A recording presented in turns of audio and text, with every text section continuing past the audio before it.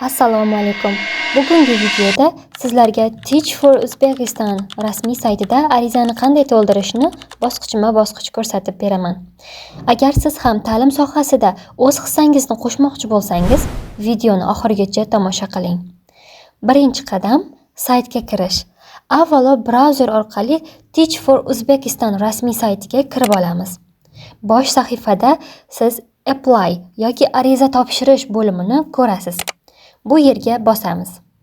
Ikkinchi qadam ro'yxatdan o'tish. Endi arizaning asosiy qismiga o'tamiz. Bu yerda sizdan ism, familiya, tug'ilgan sanangiz, aloqa ma'lumotlaringiz so'raladi. Barcha ma'lumotlarni aniq va to'g'ri kiritishga e'tibor bering. 4-qadamda ta'lim va tajriba haqida kiritiladi. Xo'p, siz olgan ta'limingiz, mutaxassisligingiz, ish yoki volontyorlik tajribangiz haqida ma'lumot berasiz.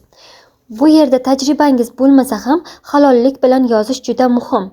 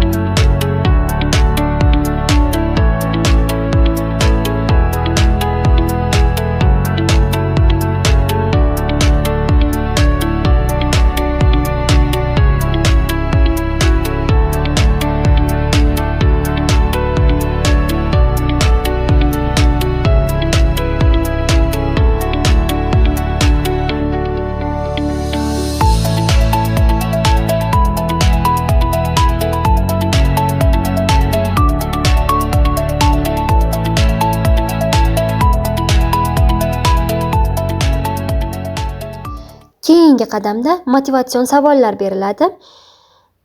Bu savollarda sizdan nega Teach for Uzbekistonni tanlaganingiz, ta'limga bo'lgan qarashingiz, jamiyatga qanday hissa qo'sha olishingiz so'raladi. Javoblarni samimiy va o'zingizga xos tarzda yozing. Agar motivatsion savollarga javob berishda qiynalsangiz, xuddi shu savollarni copy qilib olib, ChatGPT ga joylashtirasiz va undan sample answer berishini so'raysiz va u bergan ma'lumotlarni o'zingiz qayta tahrirlab, o'zingizga moslashtirib yozsangiz bo'ladi. Xo'p, barcha bo'limlarni to'ldirib bo'lganingizdan so'ng arizani yana bir bor tekshirib chiqing va submit topshirish tugmasini bosing. Shundan so'ng sizga email orqali tasdiqlovchi xabar keladi. Agar video foydali bo'lgan bo'lsa, like bosishni va obuna bo'lishni unutmang. Savollaringiz bo'lsa, kommentariyada yozib qoldiring. Barchangizga omad.